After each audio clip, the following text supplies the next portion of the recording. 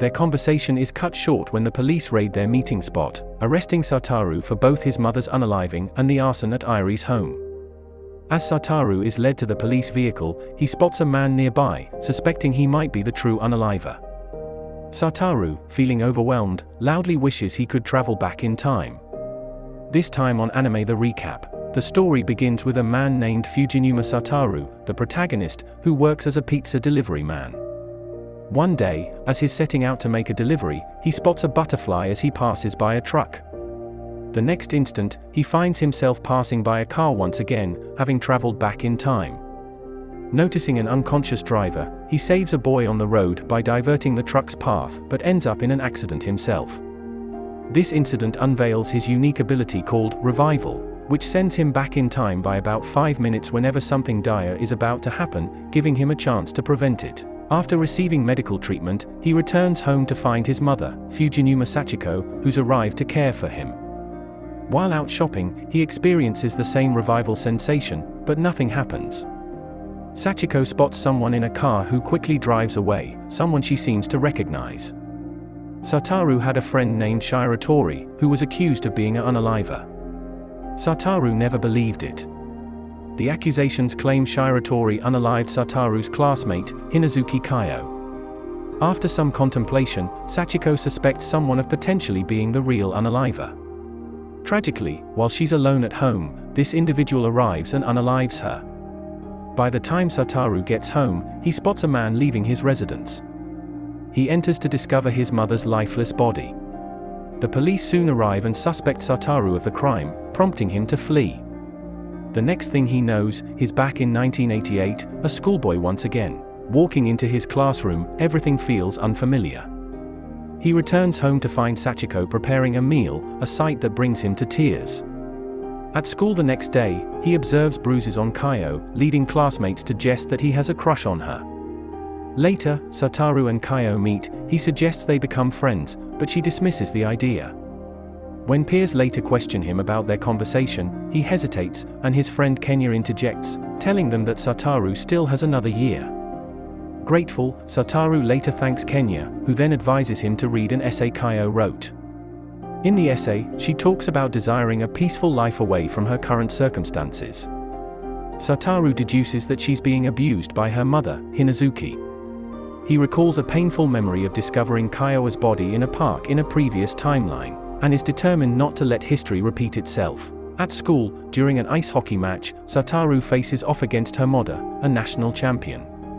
Although Satoru manages to keep up, Hermoda eventually wins. Post-match, he tries to find out Kayo's birthday, but she remains tight-lipped. Through some sleuthing in the teacher's staff room, he discovers her birthday is on the 2nd of March. In his past life, she was unalived on the 1st of March.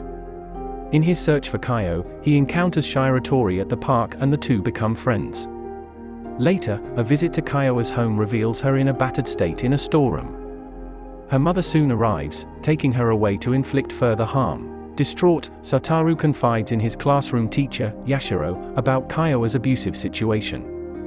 Yashiro acknowledges the problem and expresses a desire to intervene. Wanting to provide Kayo with a glimmer of happiness, Satoru invites her to view a Christmas tree. They travel to a snow-capped mountain where the sight of the tree fills her with joy. It's the 24th of February. In Satoru's previous life, Kayo was unalived within the following week. To prevent her death, he plans to celebrate his birthday with her on the 2nd of March. He arranges a visit to the science center with her on Saturday, aiming to protect her from her mother's abuse. Their encounter at the center mirrors a conversation from Satoru's previous life, although in this timeline, they had met by accident. To Satoru's surprise, other friends also join them. On the 1st of March, the day Kayo was previously unalived, Satoru stays with her the entire day, ensuring her safety. The following morning, he picks her up early for school and invites classmates to a birthday party. Due to tasks assigned by their teacher, he and Kayo return home late, only to be greeted by a birthday surprise from their friends. After the celebration, Satoru drops Kayo at her house. The next morning, he's alarmed when she doesn't show up for school. Growing increasingly anxious about Kayo's absence, Satoru visits her home after school but finds no trace of her. The following day, their classroom teacher announces that Kayo is at her grandfather's house and won't be attending school. In reality, an investigation is underway regarding Kayo's disappearance, with her mother as the primary suspect. Soon after, another kidnapping case emerges, shifting the investigation's focus from Kayo's mother to a potential serial kidnapper. While passing Kayo's house, Satoru witnesses her mother discarding a bag containing gloves he had gifted Kayo. Distraught, he suddenly finds himself back in 2006. He remains a suspect in his mother's unaliving and encounters Irie, his co-worker. She shelters him, revealing that Kayo had passed away on the 3rd of March, reinforcing his belief that history can be altered. Through Irie, he learns that she wants to trust him due to her father being wrongfully accused of theft. While at her house, Irie receives a message from Satoru's number instructing her to stay put, and suddenly a fire engulfs the building. Rushing to rescue her, Satoru grabs her arm, and she discreetly slips her mobile phone into his pocket. Their supervisor arrives, rescuing Irie and urging Satoru to leave. Later, Satoru connects with Sawada, a TV reporter from Ishikari and a colleague of Sachiko's, who believes in Satoru's innocence. Sawada suggests that Sachiko might have identified the true unaliver. He briefs Satoru on Kayo's unaliving, suspecting that although Shiratori is accused of the crime, he's not the real culprit. Sawada speculates that the actual unaliver, privy to Satoru's work schedule, remains at large. Sawada offers Satoru access to his computer, where he learns that to avoid detection, the unaliver also unalived Hiromi. Irie contacts Satoru for a meeting, sharing her suspicion of Nishizono, a city councillor she'd observed at their store. She believes he's connected to Sachiko's death and might have targeted Irie because she knew too much. Their conversation is cut short when the police raid their meeting spot, arresting Satoru for both his mother's unaliving and the arson at Irie's home. As Satoru is led to the police vehicle, he spots a man nearby, suspecting he might be the true unaliver. Satoru, feeling overwhelmed, loudly wishes he could travel back in time. The next instant, he's back at the science center with Kayo, more resolute than ever to alter the future. At school, he encounters Kenya, who has noticed Satoru's odd behavior. Kenya confronts him about acting strangely since he began shadowing Kayo. In response, Satoru reveals that Kayo is in danger of being unalived and is attempting to save her. Moved, Kenya offers to help. The events of the 2nd of March unfold similarly to before, with the birthday surprise. Pretending to fetch a forgotten item from school, Satoru instead heads to Shiratori's home. There, he throws a rock wrapped in a threatening note to divert the police's attention, hoping to shield Shiratori from suspicion. He later spots Kayo's mother on a bridge and contemplates pushing her down the stairs. However, Kenya intervenes, pulling him away. Post-party, Satoru brings Kayo to a hideout, an abandoned bus, that Kenya discovered. Satoru plans to use this location to shield Kayo. As Hiromi gets involved, they share memorable moments there. One night, while Kayo is asleep, an unknown person enters the bus, leaving behind a bag. The subsequent day, Kayo's absence is noted.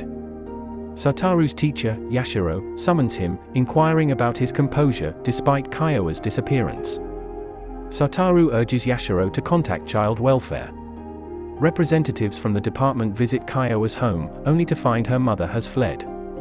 On the bus, Satoru informs the others that they might lose touch with Kayo once child welfare takes her. She shares with Satoru about the mysterious visitor and the bag he left behind, which contains tools presumably meant for kidnapping. Concerned, Satoru decides they should leave. They head to his house where his mother has prepared dinner. After the meal, while Kayo remains, Kenya and Hiromi depart. Sachiko discreetly contacts Yashiro, informing him of Kayo's presence. The following morning, Kayo, touched by a full breakfast, having only received a piece of bread in her previous life, breaks down in tears. The scene shifts to Kayo's home, where Satoru and his mother arrive with Kayo. Hinazuki, Kayo's mother, accuses them of abducting her child and lunges at Sachiko with a shovel. The ensuing scuffle is interrupted by child welfare representatives, who assert their intent to take custody of Kayo due to her mother's abusive behavior. As the situation escalates, Yashiro arrives with Hinazuki's mother, leading to a tearful reconciliation between mother and daughter. Yashiro praises Satoru, revealing paternal-like feelings. Kayo expresses her gratitude to Satoru and departs with her grandmother. With Kayo safe, Satoru shifts his focus to potential victims, Nakanishi Aya and Sugita Hiromi. Since Aya attends Izumi Elementary, she's harder to approach. Tracking her routine, Satoru tries to record her schedule. One day, while tailing her, he's called back by his mother to help with errands, encountering Yashiro in the process. At school, Kenya grows concerned about Satoru's evident protectiveness towards Hiromi. After classes, Satoru takes both Kenya and Hiromi to the bus, revealing the presence of the incriminating bag and sharing his fears for Hiromi's safety. The trio's secretive behavior piques the curiosity of their classmates, prompting others to shadow them. The trio approaches Aya in the park and tries to converse with her, but she mocks them and their hideout.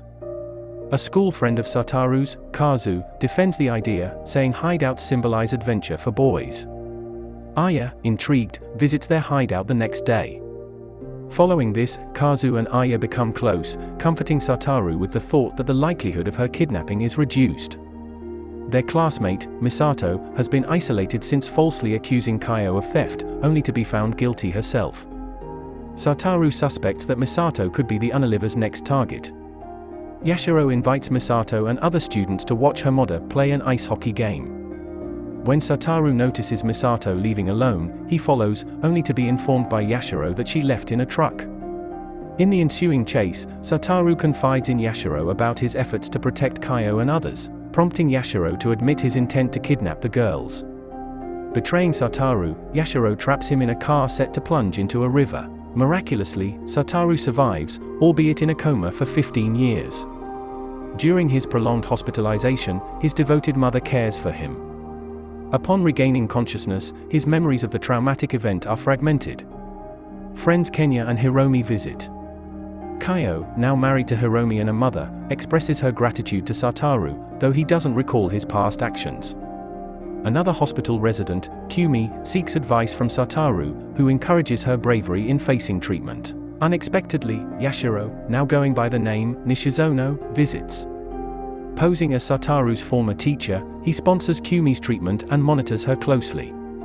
On the hospital's rooftop, Satoru, now wheelchair-bound, confronts Yashiro, revealing his restored memories. He had confided in Kayo, Kenya, and Hiromi about regaining his memories, and had been communicating with Kenya via phone to gather evidence against Yashiro.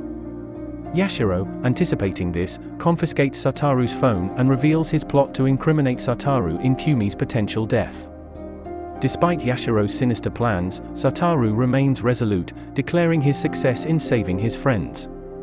Understanding Yashiro's twisted dependence on him, Satoru edges towards the rooftop's boundary, challenging Yashiro. As both seem poised to fall, a safety net reveals itself beneath them, part of Satoru's plan. Yashiro is arrested. In the aftermath, Satoru pursues a career as a mangaka. Under a bridge, a chance encounter with Irie moves him to tears of joy. Subscribe for more anime the recap.